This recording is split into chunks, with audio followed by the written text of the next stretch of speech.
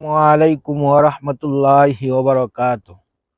কুন আলিমান আও মুতাআল্লিমান আও মুত্তাবিআন আও মুহিব্বান ওয়ালা তাকুন খামেসান ফাতাহলিক। প্রিয় বন্ধুগণ, আজ আপনাদের সম্মুখে খুবই একটি গুরুত্বপূর্ণ বিষয় নিয়ে আলোচনা করব। তা হলো আলেম বিদ্বেষী হওয়া যাবে না।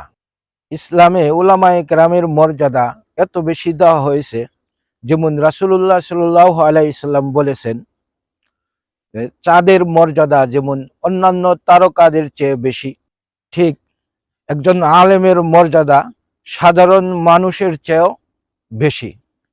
অন্য হাদিসে আছে, যে ব্যক্তি আলেমের মর্যাদা করতে পারে না, সে আমার উম্মত না। কিছু কুচক্রী মহল মিডিয়ার মাধ্যমে আলেম উলামাদেরকে এমনভাবে উপস্থাপন করছেন যাতে জনসাধারণ আলেম উলামা থেকে বিচ্ছিন্ন হয়ে যায়। অথবা আপনারা এই কুচক্রী মহলের পালায় পড়ে আলেম উলামাদের বিদ্বেষী হবেন না, আলেম উলামা বিদ্বেষী হবেন না। কারণ আল্লাহ রসুল সাল্লাল্লাহু আলাইহি সাল্লাম বলেছেন, কুন আলেমান, তুমি আলেম হও, আও মুতাআল্লিমান, অথবা তুমি আলেমের ছাত্র হও, আও মুত্তাবিআন, অথবা তুমি আলেমের ফলোয়ার হও, আও মুহিব্বান, অথবা তুমি আলেমের মহব্বতকারী হও, ওয়ালা তাকুন খামেসান ফাতাহলিক, তুমি পঞ্চম নাম্বার হও না, তাহলে তুমি ধ্বংস হয়ে যাবে।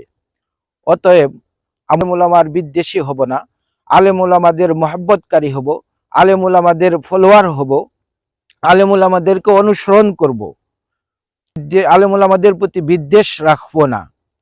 অতএব আপনাদের কাছে আমার অনুরোধ, কিছু কুচক্র মহলের প্রতারণায় পড়ে আলেম উলামাদের বিদ্বেষী হবেন না, আলেম উলামাদের সাথে মহব্বত রাখবেন।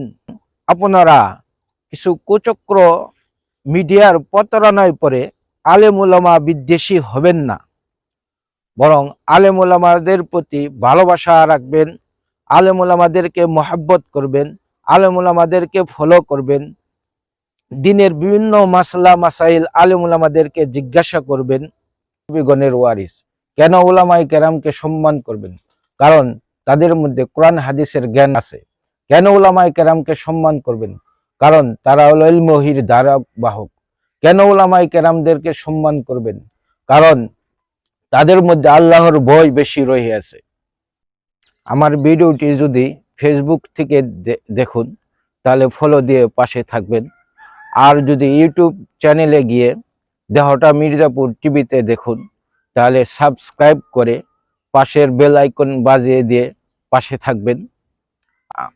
আশানই বিশ্বাস আপনারা অবশ্যই আমাকে সাপোর্ট করবেন। পরিশেষে আপনাদের সুস্বাস্থ্য কামনা করে আমি বিদায় নিচ্ছি। আল্লাহ হাফেজ।